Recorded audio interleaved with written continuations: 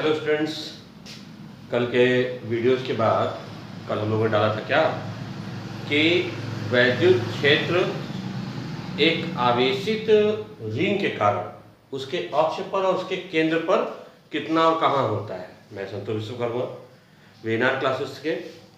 अब आज हम लोग चलेंगे वैद्युत बल रेखाएं और इसके बाद हम लोग पढ़ेंगे वैद्युत द्विध्रुव आघूर्ण यानी इलेक्ट्रिक डाइपोल मोमेंट। फिलहाल आज हम लोग देखते हैं वैद्युत बल रेखाएं। देखिए, बहुत सारे चैनल्स में आप लोग देखते होंगे, सब्सक्राइब करने के लिए बोलते हैं, ये वो अपना इंट्रोडक्शन बहुत लंबा छोड़ देते हैं। मुझसे ये सब नहीं हो पाता है। मैं सिंपल वीडियो बनाता हूँ और आप लोगों ने डाल देता हूँ। लॉकडाउन में खासतौर से ज़्यादा से ज़्यादा कोशिश करता हूँ। ऑनलाइन क्लासेस भी लेना पड़ता है 9th-10th का, इसलिए उनका जो वीडियो शूट होता है वही डायरेक्ट डाल देता हूँ। तो इसको अन्यथा मत लीजिएगा कि हम बहुत ईगो में है या ऐसा कुछ है, ऐसा कुछ भी नहीं है। सिंपल मेरा काम है बस एक अच्छे से अच्छे टीच करना, आप लोगों को ज़्यादा से ज़्यादा भला होना, अच्छे से अच्छे आप लोग नॉलेज जान पा सके, बस यही प्रयास है। चलिए, इलेक्ट्रिक फील्ड लाइंस देखो। चलो, वैद्युत बल रेखाएं क्या होती है? अगर सिंपल डेफिनेशन बोला जाए तो वैद्युत, सिंपल लाइन बोले कि वैद्युत क्षेत्र को प्रदर्शित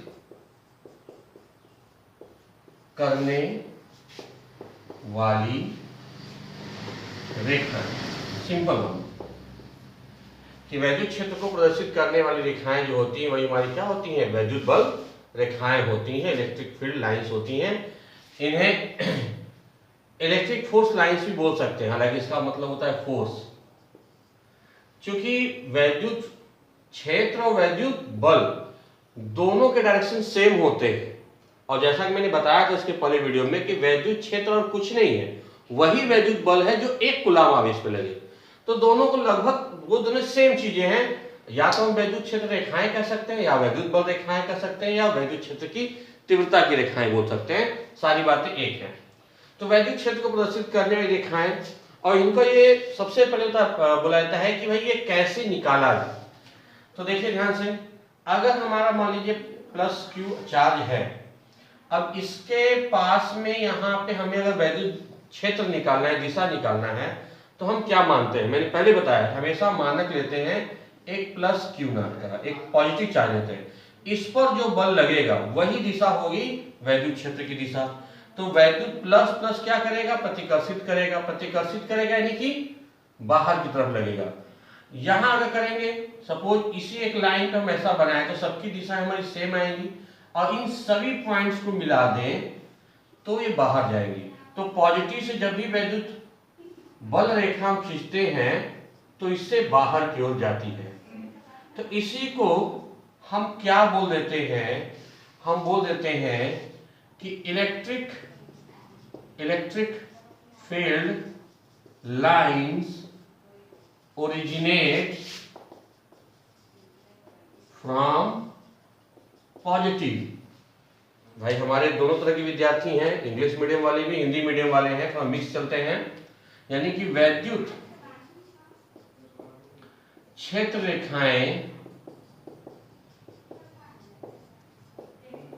पॉजिटिव या धनात्मक से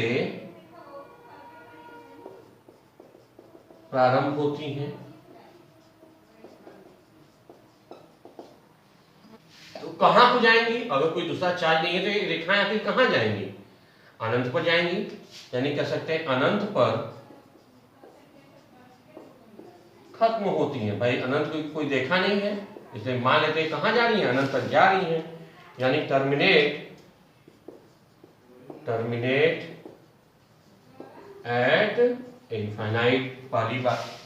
इसी तरह से बच्चों, अगर निगेटिव हम चार्ज ले लें और इसके पास अगर हम यहाँ पे वैद्युत बल क्षेत्र की दिशा देख रहे हैं, तो हमेशा मानक तो प्लस लेंगे, प्लस क्यू नॉट। तो इस पे देखेंगे ये तो आकर्षण लगाएगा भाई, तो ये दिशा तो ऐसे आएगी, ये दिशा ऐसे आएगी, ये ऐसे आएगी, ये ऐसे आएगी। तो इसके लिए हम क्या बोल देते हैं भाई? क्योंकि ये देखो, वैद्युत जहां भी किसी भी पॉइंट पे अगर हमें वैद्युत क्षेत्र की दिशा निकालेंगे तो हमेशा अंदर की ओर आएगा, माइनस की तरफ। इसलिए बोल दिया जाता है कि भाई electric field lines terminate at negative, तो निगेटिव टर्मिनेट हो रही है, तो कहां से आ रही है? अगर कोई दूसरा चार्ज नहीं है तो कहां से आ रही है? तो कह देते हैं ओरिजिनेट फ्रॉम इनफाइनाइट, यानी ऐसे भी कहा जा सकता है कि वैद्युत क्षेत्र रेखाएं अनंत से उत्पन्न होती हैं वह निगेटिव पर खत्म होती हैं। ठीक है, अब इन दोनों को मिक्स कर लीजिए। तो मिक्स कर लीजिए तो क्या सिंपल बोल सकते हैं कि वैद्युत क्षेत्र रेखाएं या तो धनात्मक यानी पॉजिटिव चार्ज से प्रारंभ होती हैं या अनंत से प्रारंभ होती हैं, और निगेटिव पर खत्म होती हैं या अनंत पर खत्म होती है। यदि दोनों को मिक्स कर दिया जाए तो नोट करिए फटाक से। चलिए जी, अब हम उनके गुण देख लेते हैं। ठीक है, गुण में सबसे पहला, इन्हें किरणों से प्रदर्शित करते हैं, यानी in the form of raise,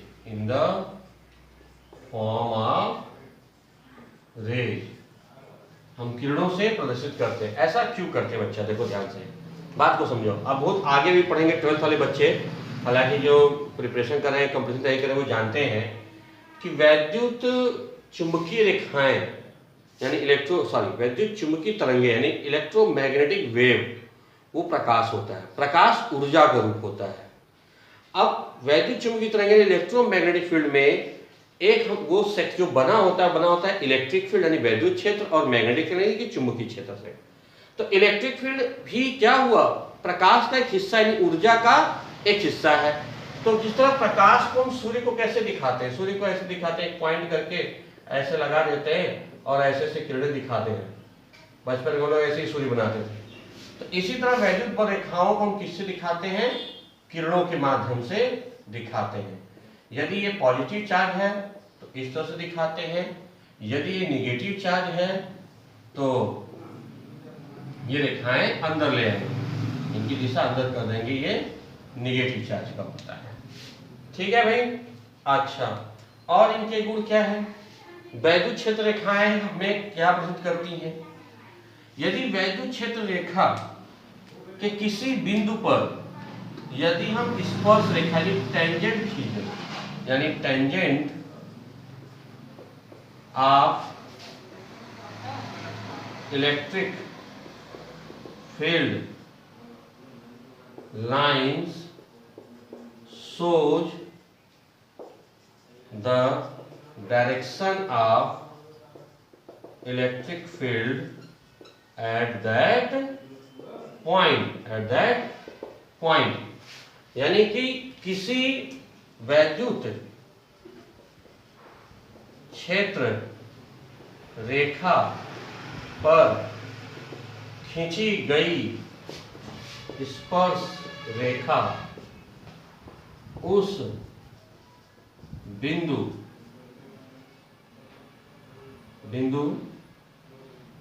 पर वैद्युत क्षेत्र की दिशा दर्शाती है। ठीक है भाई। टेंजेंट खींच देंगे अगर इलेक्ट्रिक फील्ड लाइंस पर, तो वो टेंजेंट क्या दिखाएगा? उस वैद्युत क्षेत्र की दिशा को दिखाएगा। अच्छा भाई,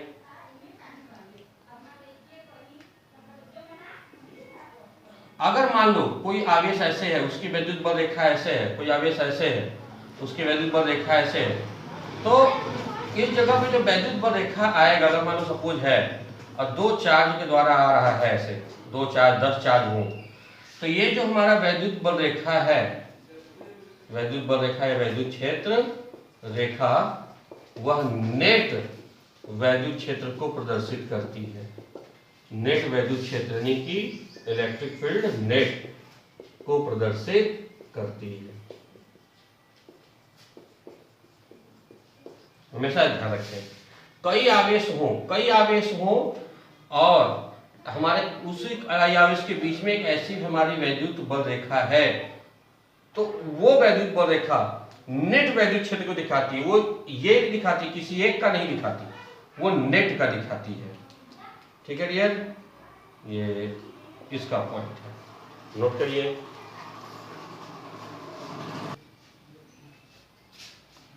चलिए डियर आगे बढ़ते हैं। कभी भी दो वैद्युत बल रेखाएं एक दूसरे को कट नहीं करती। दो वैद्युत बल रेखाएं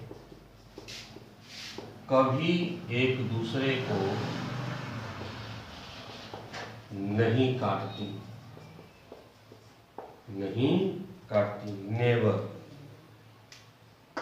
to electric field lines never intersect each other। कहिए भाई, नेवर इंटरसेक्ट, क्यों? क्योंकि जहां कट करेंगी वहां पे बच्चा दो डायरेक्शन बन जाएगा, वहां पे हमेशा दो डायरेक्शन बन जाएगा। और इलेक्ट्रिक फील्ड लाइंस हमारी क्या है? लाइंस आर वेक्टर, सदिश राशि हैं, इसलिए इनमें कभी भी दो दिशा संभव नहीं है। सदिश राशि होती है, वेक्टर है। So never have two directions. ठीक है, कभी भी द्विदिशीय नहीं हो सकती, इसलिए इम्पॉसिबल है कट करना। दो वैद्युत बल रेखाओं को आपस में से इंटरसेक्ट करना, इसे काटना संभव नहीं है। और सबसे इंपॉर्टेंट बात, यदि कहीं वैद्युत बल रेखाएं आपकी ऐसी खींची हुई हो, मतलब अगर ये पॉइंट हमारा है ए, यहाँ पॉइंट है बी और यहाँ पॉइंट है सी, तो देख रहे हैं ए पर घना है, बी पर कम घना है, सी पर सबसे कम घना है, सबसे कम घना है। कौन? वैद्युत बल रेखाएं। ऐसे फैल रहा है भाई, ऐसे फैल रहा है, ऐसे कर रहा है, ऐसे कर रहा है, ऐसे कर रहा है, ऐसे कर रहा है। तो जहां जिसका जितना ज्यादा घनापन रहेगा वैद्युत बल रेखाओं का, वहां वैद्युत क्षेत्र उतनी ही तीव्र होगी। यानी कि electric field of A is greater than electric field of B, electric field of greater C. यानी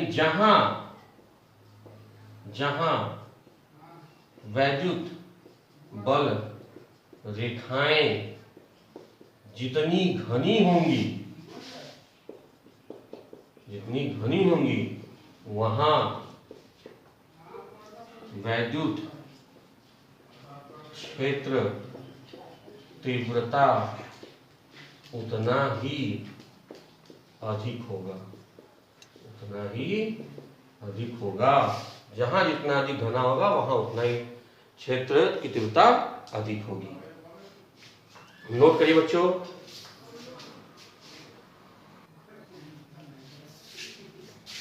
अगला पॉइंट बच्चों, क्या इलेक्ट्रिक फील्ड कभी लूप बना सकती है? ऐसे आके मिल सकती है लूप?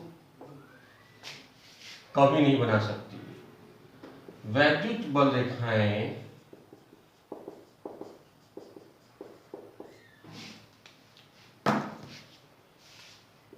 कभी भी लूप नहीं बनाती हैं, कभी नहीं बनाती हैं। क्यों? क्योंकि लूप में वर्क डन किया गया कार्य, कृत कार्य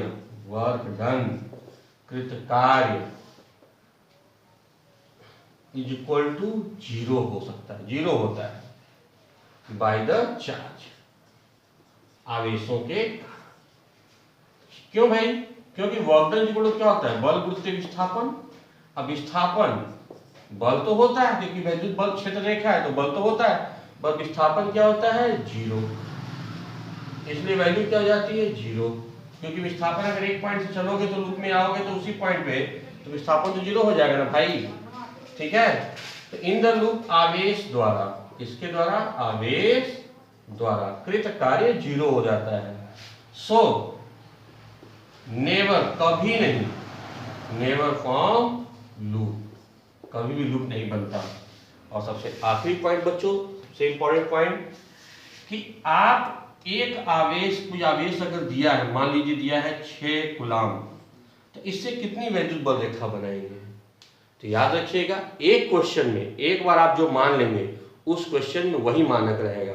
अर्थात अगर किसी एक क्वेश्चन में आपने मान लिया आपने कि 2 कूलाम बराबर एक वैद्युत रेखा, एक वैद्युत बल रेखा अगर आपने मान लिया, तो 6 कूलाम का मतलब 3 वैद्युत बल रेखाएं। ऐसे अगर ये 10 रहेगा, 10 कूलाम रहेगा, या छोड़िए 12 कूलाम रहेगा, तो 6। ये आपके मानने पर है। यदि आपने मान लिया, यदि आपने मान लिया कि 1/4 कूलाम बराबर एक वैद्युत रेखा, तो अभी 6 कूलाम को कैसे दिखाएंगे। 6 कूलाम में 6 कूलाम गुणित 4 कर दो, क्योंकि एक में 1/4 है, तो 6 कूलाम में कितना हो जाएगा, 24। तो 24